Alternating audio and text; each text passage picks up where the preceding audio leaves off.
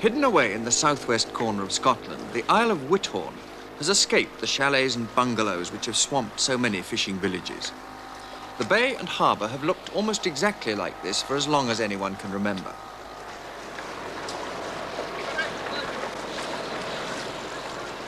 Even Charlie Maguire, and he can remember from way back. Charlie started as a lobster fisherman here when he was a lad of 8, 73 years ago. And at 81, he's still going strong. The winter layoff has just ended, and Charlie's 74th lobster season was just getting underway when I joined him for a day's fishing.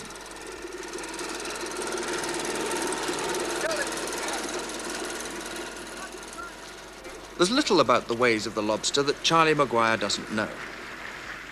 He was the 5th generation of his family to go into the fishing business. And since then, Maguires have followed him into the same job, right down to his grandson, Martin, who's with him today. And Charlie's got great-grandchildren and even great-great-grandchildren coming along. It's been a bad winter for many lobster fishermen around the country who've lost their gear in the storms, but not for Charlie Maguire. He was brought up on the idea that in winter, you lose more than you gain. He's content to wait until around this time before baiting the creels, which he makes himself. That sort of bait today. Well, you've got a bit of place there. There's a bit of place it is, and just put your hand through there, put the bait in there and pull down the string. Then you lace it up, and when you have it laced up, your creel's all ready to go over the side. And that's enough to attract a lobster? Oh, that's enough to attract a lobster, yes, it is. OK, shall we have them over, Charlie? Well, you get them over now, yes. We're dropping over the rope there. How deep does that go? It goes right to the bottom. About 7 fathoms of water. 7 fathoms? What's that to a landlubber? 6 feet to the fathom. 42 feet.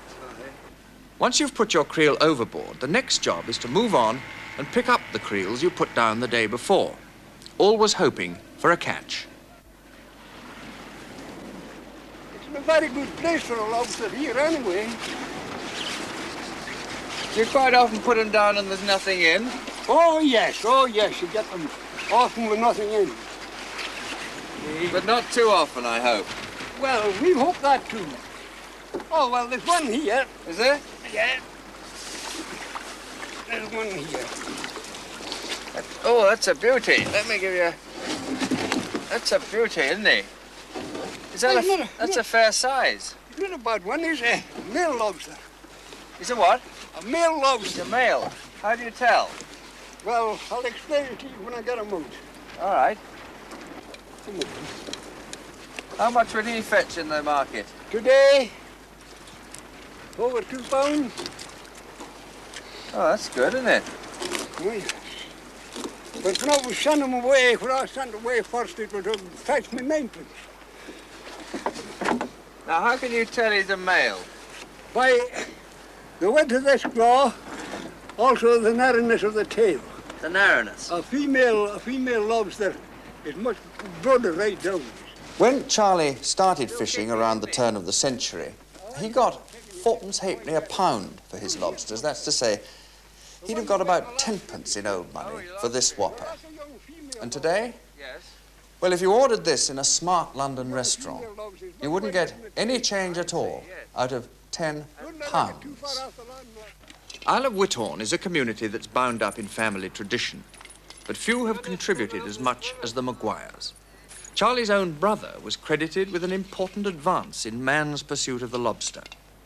Lobsters can sometimes get out of a creel the way they came in, and he invented one which meant they had 2 exits to negotiate instead of 1. Still making creels to his brother's design, Charlie Maguire can look back on a fishing career that began in 1901.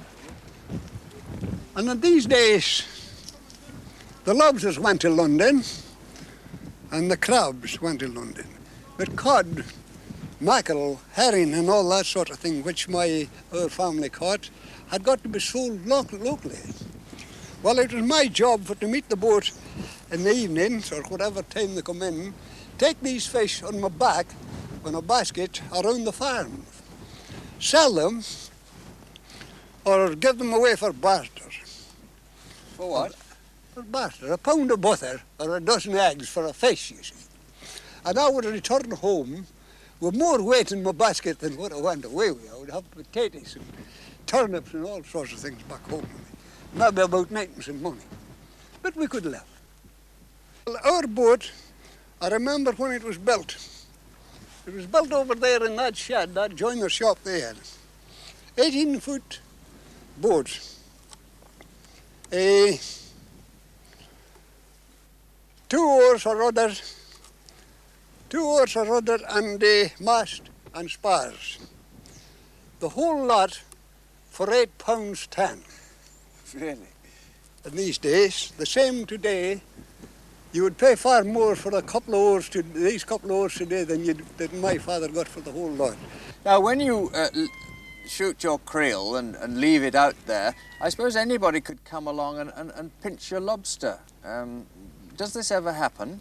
Oh yes, it happens, and it has happened in our family. Is it very unpopular? Unpopular. They send them to Coventry. Is that what they call it? Something like that in the industrial world. Well, when they find out, you mean? Oh yes. How do they catch them? Oh, they're not hard to catch.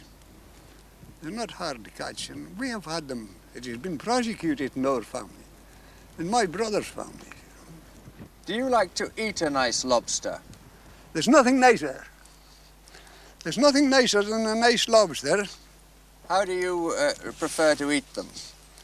Well, I'll tell you the way that I prefer to eat them. I cook them nicely, take them out of the shell, get a nice basin of hot butter, cut them up nicely and just on the end of the fork and pick them up like that. That's the way that I like these lobsters. Nice bit of bread and butter in there. You have a nice tea, a nice lobster.